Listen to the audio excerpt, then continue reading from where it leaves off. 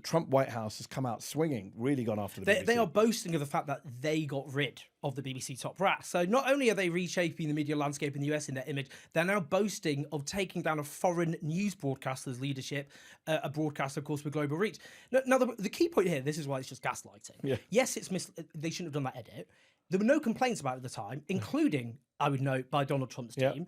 And the reason for that is because it didn't mislead in any actual substantive sense, because Donald Trump did incite insurgency. And we know that because the House of Representatives literally impeached him for, quote unquote, inciting an insurrection. That was the article of impeachment. And then the House issued a report which also detailed the January 6th Commission. I mean, firstly, by repeatedly declaring falsely his lie that the election had been stolen and rigged, he tweeted stuff in the run-up to the insurrection saying, "Be there, it's going to be wild."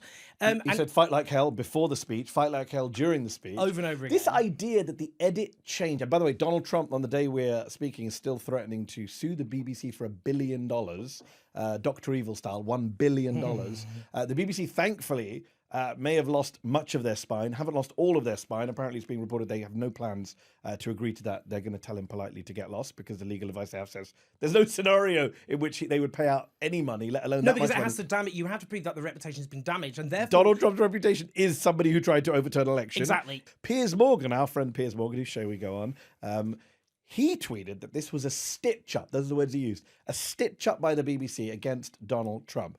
I went back and checked. On January, I think it was 9th or 10th, a couple of days after January, Piers Morgan was saying on his show that Donald Trump sent a mob to the Capitol of insurrectionists, right? That's what the BBC documentary showed. That's what the documentary was at. There was no misrepresentation. And indeed, by the way, we know the testimonies from people who took part when they were then on trial. The people on trial, they said, Donald Trump told me to go. I went there because I was being told by... The whole thing is absurd. Gaslighting is the right word for this because, as you say, people who have all acknowledged themselves that Donald Trump did this are now, with the passage of time, hoping we won't remember what they said or tweeted, and are saying, poor old Donald Trump. Because there's been a whole rehabilitation of Trump on the right. People who disown Trump are now back in his camp. It shows the radicalisation of the right because things they didn't accept as recently as 4 years ago, they now accept.